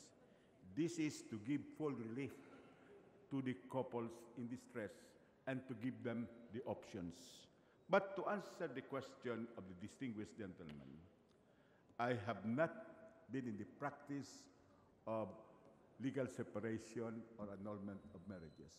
But during the committee hearing and out of town and out of the country hearings by the committee, they were informed that it takes so long to have a legal separation or annulment of marriage, and also they are expensive. But as I've said, it is not the expense, it is not the length that we are introducing this bill. It is to give full relief to the couples in distress and also to give them the option whether to file under the family code or under an absolute decree law. Even if the distinguished sponsor has not handled any legal separation case or annulment case, but I would expect from his knowledge and experience that he would be able to tell us what was the average time that a legal separation or annulment can be obtained. I'm sure that the distinguished sponsor, Mr. Speaker, could give us a ballpark figure on this. I have no data on that, Mr. Speaker, distinguished gentleman from Cebu, but during our committee hearings, the resource person said that it takes a long time to secure legal separation or annulment of marriage. Most probably 1 year, 2 years, or even more. So the answer is it will take a long time. Yes, Your Honor. And this measure will definitely shorten the time. Yes, Your Honor. How As a long will this measure be, to Mr. give Speaker? full relief and options to the couples in irremediably broken relationship, yes, it would. How?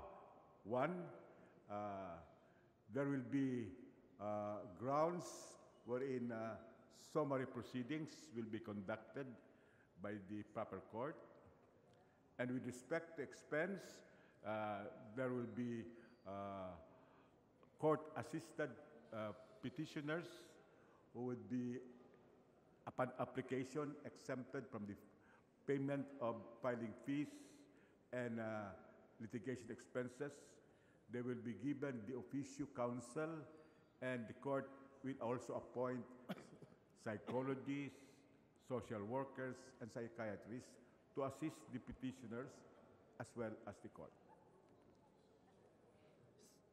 Mr. Speaker, Your Honor, you have replied saying that the long time it takes to obtain a legal separation or annulment of marriage is somewhere between 1, 2 years, 3 years.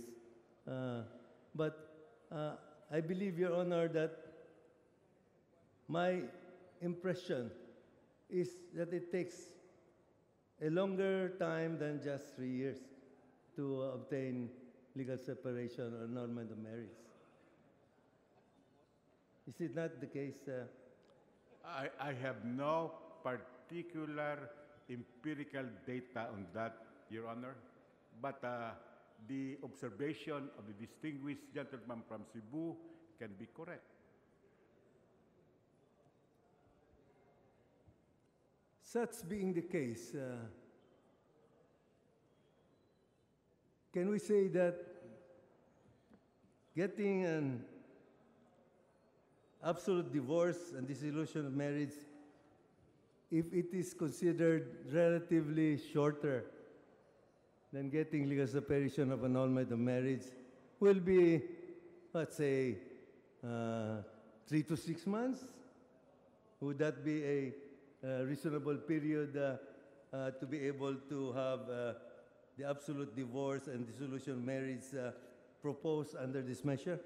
There could be no hard and fast rule on the length of time, but we are assuring the distinguished gentleman with the pertinent provisions in the bill, it will be much shorter than an annulment or legal separation proceedings. Mr. Speaker, Your Honor, don't you consider that a relatively longer time to obtain a divorce or dissolution, as it is now done for legal separation and annulment, is also something that can save what appears to be a broken marriage, but actually only differences that can be solved right away in due time. That's why if you provide only a short time for the couple be able to solve their differences, then you would be really denying couples the opportunity of a grave decree like absolute divorce and dissolution of marriage, which will be very difficult to obtain the second time around, Your Honor. Your Honor, the parties to divorce proceedings will be given all of the opportunity to try to reconcile. For example, the proper court will not start the trial before the expiration of a mandatory 6 months period, wherein the court will actively try best efforts to reconcile the parties. Another provision which would help try to reconcile the parties is that reconciliation can be effected even after the petition has been filed or even after a divorce decree has been issued, if the parties are willing and submit to the court their submission that they would like to reconcile. So at any stage of the proceedings, the court can stop or terminate the petition for absolute divorce and dissolution of marriage, or even if after the decree has been issued, it can be set aside to effectuate the reconciliation of the parties. And there are grounds for divorce which the state should not let the parties further agonize. For example, when one of the spouses has contracted a bigamous marriage, then there is no need for the parties to prolong their agony. When the spouses have been legally separated by judicial decree for 2 years, so after legal separation has been decreed, then they can apply for divorce after 2 years. Or when one of the spouses has been sentenced to imprisonment for 6 months, or one of the spouses has undergone a sex reassignment surgery or has transitioned into another sex. All of this, the state will have the parties secure the divorce proceedings at a less expensive and less extended time, because the grounds would require the need to relieve the parties from a continuing agony of a broken marriage. And these are all exceptional circumstances. We do not grant divorce to happy, vibrant, and harmonious marriage relationship, which is the overwhelming majority of relationship among Filipino couples. This is more the exception than the rule.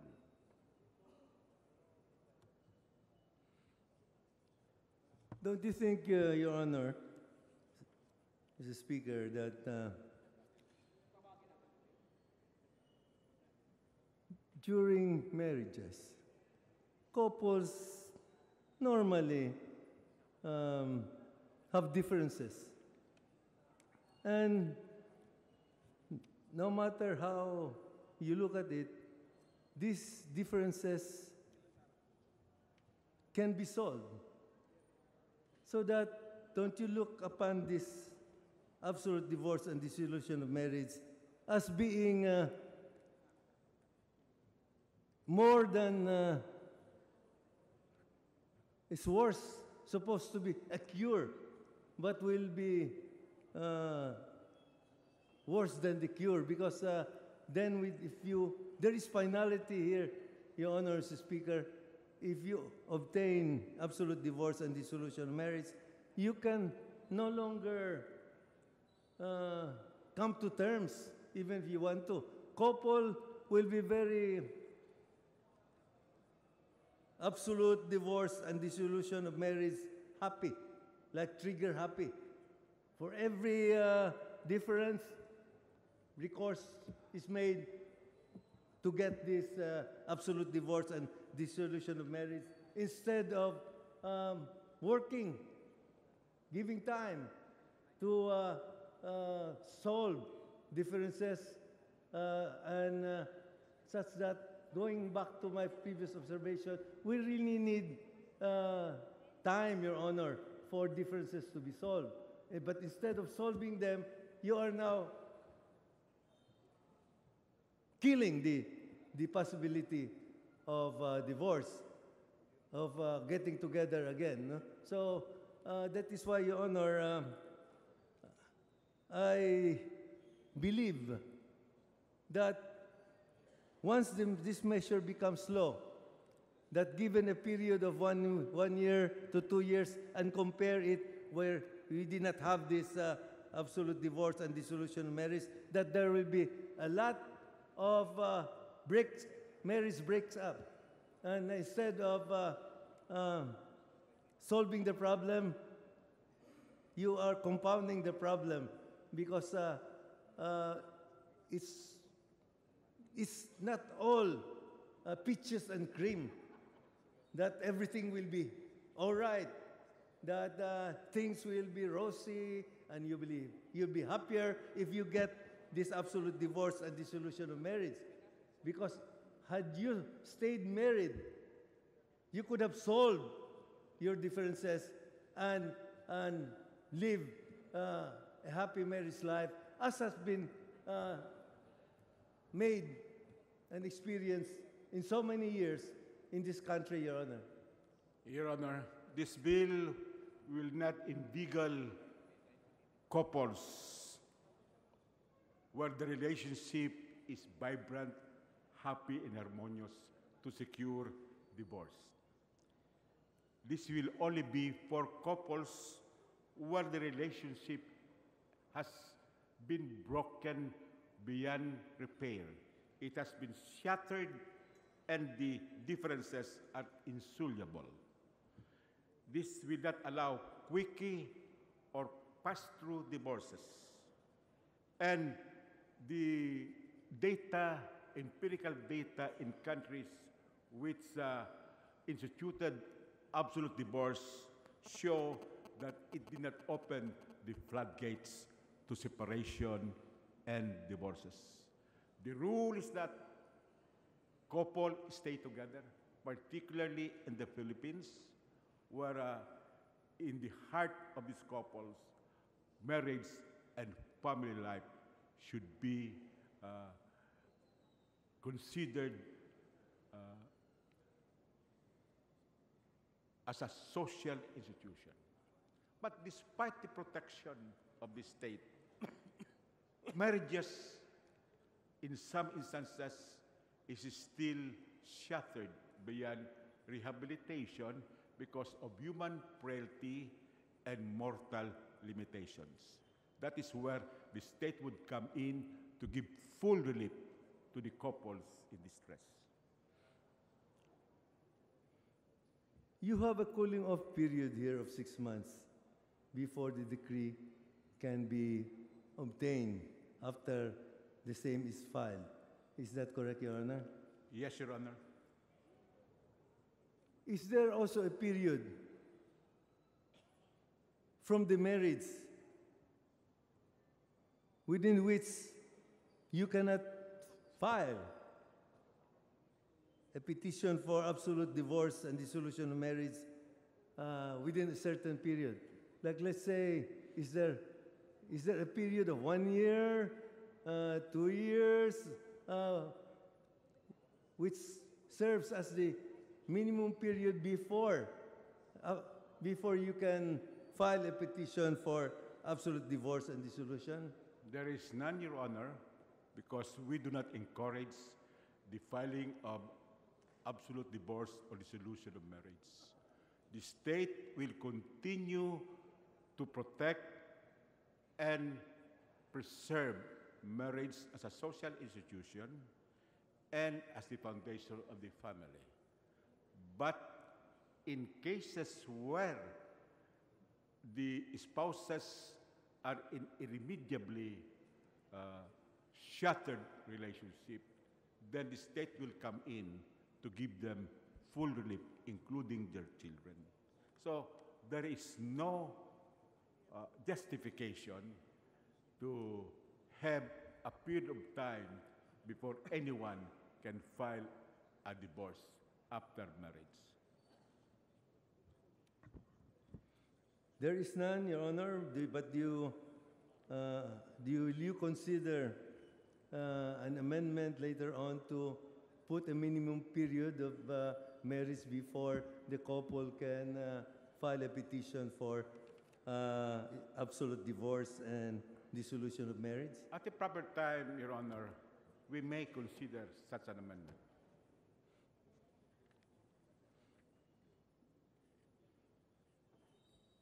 Your Honor, Mr. Speaker, I seriously doubt that with the time frame given for a couple to obtain an absolute divorce and dissolution of marriage is a negative factor instead of being a positive factor, Your Honor. Because, as I said, while it's easy to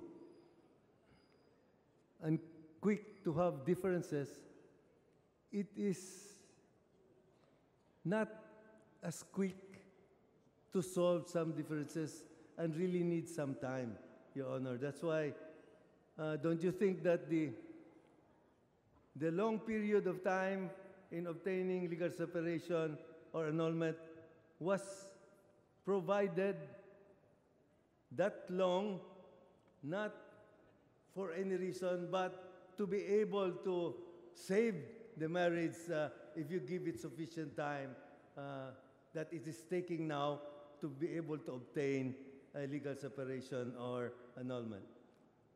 I have answered that question a number of times already. And there is nothing in the family code which says that the legal separation and annulment of marriage should take a longer period. Nothing in the family code would be pertinent to that kind of question. There's so many questions to ask, Your Honor, on the various provisions here, such that this representation would need more time, Your Honor, to go over this bill in order to be able to ask the many questions that I may have, like answers like there are no empirical data on particular situations might be negated by showing that there is, in fact, empirical data if we only have time to go over this measure. Your Honor, this representation is ready to answer all questions from the distinguished gentleman. If he's ready to ask his questions, then I am ready to answer his questions. Yes, I would be more ready, Your Honor, if given more time. Is there any need to rush this and approve this tonight? Can't we give it, seeing as this is a very serious measure, can't we give it a couple of days? Or why the hurry, Your Honor, Mr. Speaker? As far as the sponsors of this bill is concerned, as far as the sponsoring committee is concerned, we appreciate and we welcome more debates on this issue so that all questions can be answered and all issues can be resolved. We are not in a hurry to have this bill enacted into law, but as I've said, we are ready to answer the questions if the distinguished gentleman is ready to ask his questions. I appreciate Your Honor's reply because I have known him to be a distinguished member of this House who have complained in the past of not being able to be given his right to be able to speak, his right to be able to interpolate, and that's why I'm glad that he is open to giving more time to this measure to be discussed during this period of interpellation and debate. And so, Your Honor, rather than, I see that we're very few here around already because they might be researching to ask their questions. So why don't we give others a chance to be here and be ready to interpolate? Because this was never scheduled today. There was no announcement that this measure will be sponsored on the floor today. And while that is not really the same case for all the measures, but I feel that this important measure should have been given that time, Your Honor, for the members to be able to study and be able to ask more questions. Your Honor, this bill is the calendar of business, and everybody has been given the copy of the calendar of business. But if the distinguished gentleman from Cebu is suing for time, despite the fact that this representation said that he's ready to answer all questions, then his motion should be directed to the leadership of the House.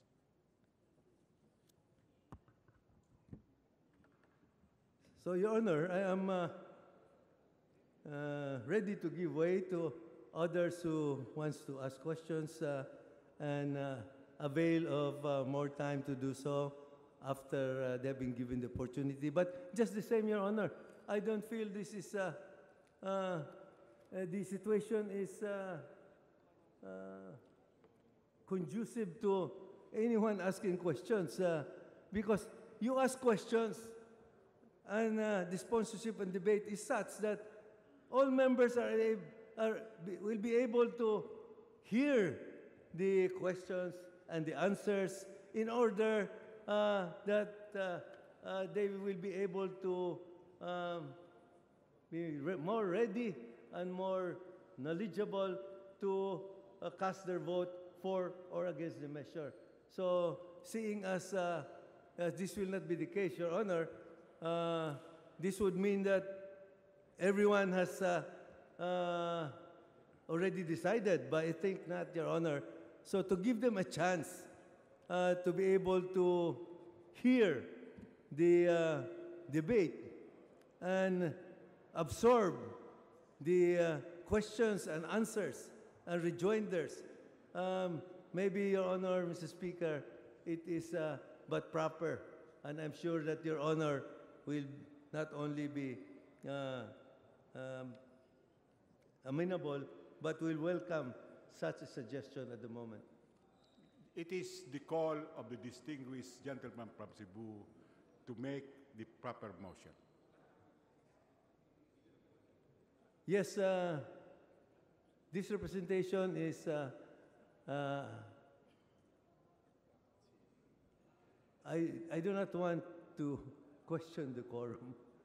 So I am just asking the majority leader to kindly allow the members other members to time to be able to study and propound their questions.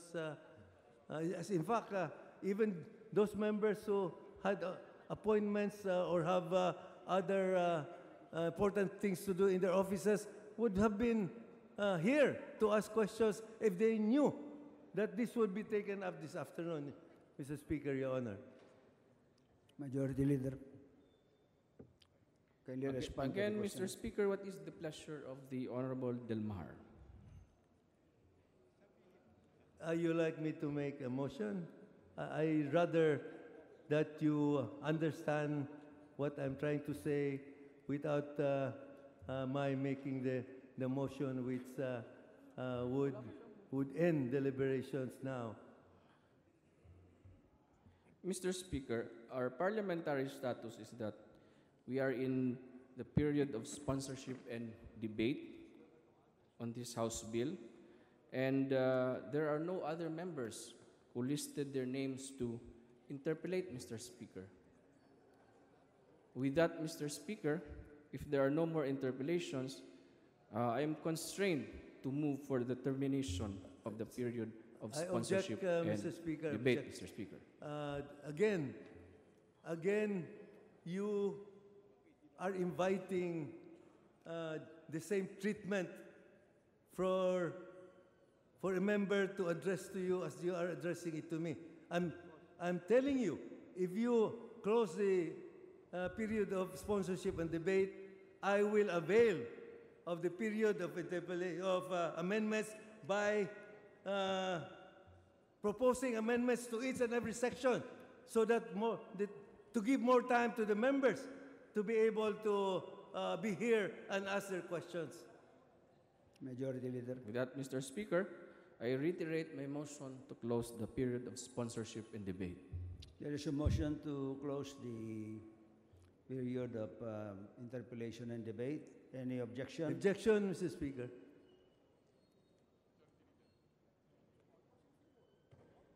Majority Leader. Mr. Speaker, there is a motion and there is an objection. I move for a ruling.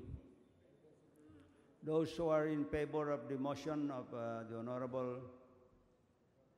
Majority Leader, please say aye.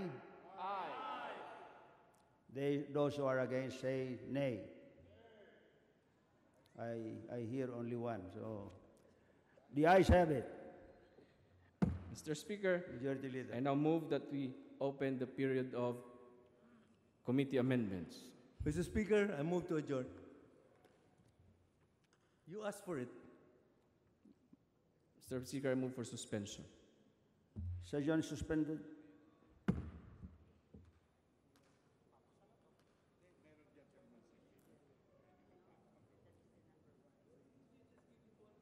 Why don't you ask for it?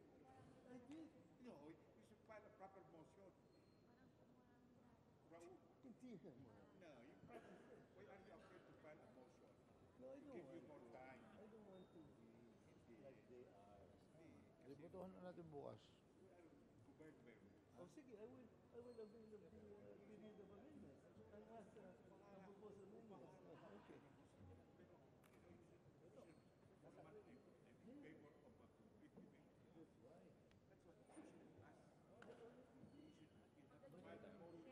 Wala na tayo dito. Wala nang ibang...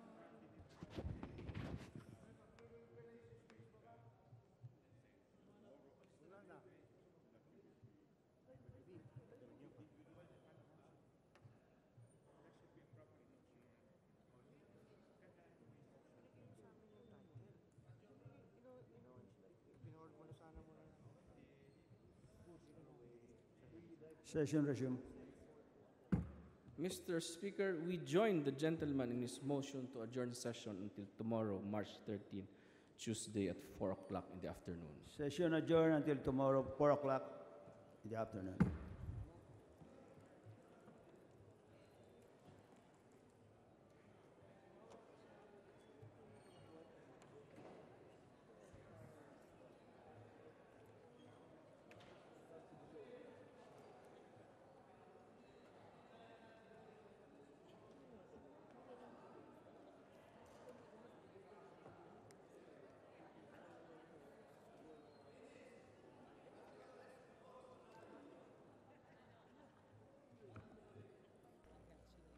Sige, kahit tikman din.